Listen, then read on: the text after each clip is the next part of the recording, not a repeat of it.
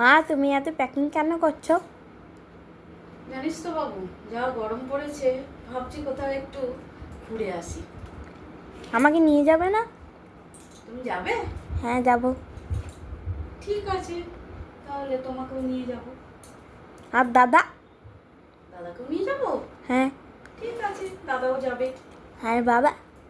ও, বাবাকেও নিয়ে যেতে হবে। হ্যাঁ। ঠিক আছে, তাহলে চারজনেই যাব।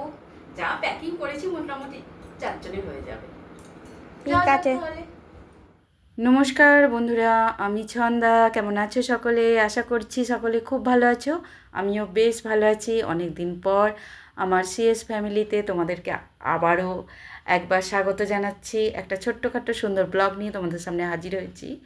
তো কিছুটা দেখে শুনে বুঝেই গেছো যে আমরা লাগেজ টাগেজ গুছিয়ে ফেলেছি, বেরিয়েও পড়েছি। এখন আমরা প্ল্যাটফর্মে অপেক্ষারত ট্রেনের জন্য। তো লোকাল ট্রেন চেপে আমরা ব্যান্ডেল যাব। সেখান থেকে আমাদের গন্তব্যের ট্রেন, মেন যে গন্তব্য সেই ট্রেন আসবে, তাতে আমরা উঠব। উঠে আমরা কিছু দিনের জন্য একটু শহর ছেড়ে, সংসার ছেড়ে ঘুরে আসব। প্রচুর প্রচুর অক্সিজেন নিয়ে আবার ফিরে আসব।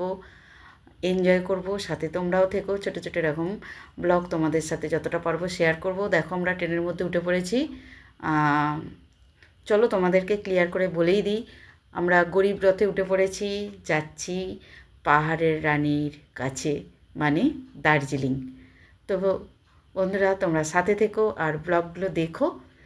আর এখানে দেখো ট্রেনের মধ্যে উঠেই আমার বড়মশাই সমস্তটা গুছিয়ে গেছে, ঠিকঠাক করে দিচ্ছে, কারণ আমরা তো ডিনার করেই বেরিয়েছি। আর ট্রেনের মধ্যে উঠে পড়েছি। আর যেহেতু এসি কম্পার্টমেন্ট, সবাই যে যার গায়ে চাদর জড়িয়ে শুয়ে পড়েছে। আমরা অনেকটা দেরিতে উঠেছি, বা আগে থাকতে লোক ছিল ট্রেনের মধ্যে, তারা তো শুয়েই পড়েছিল। তো আমরা আমাদের মতো করে, যেহেতু আমরা অনেকগুলো অনেকজন ছিলাম, প্রায় 14 জন ছিলাম, তো সকলে মিলে যে যার মতো কমফোর্টেবল জায়গা নিয়ে শুতে আমাদের একটুখানি সময় লেগেছিল। তো তারপরে আমরা শুয়ে ঘুম দিয়ে নিলাম।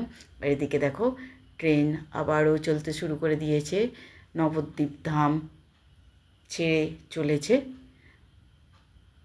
তো এইভাবে টুকটুক করে আমরা সারা রাত যাব, আর একটা নতুন সকালের সাথে অনেক আনন্দ নিয়ে আমরা দিন শুরু করব, যাত্রা শুরু করব।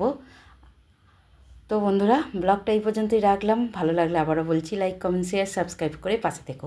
টাটা।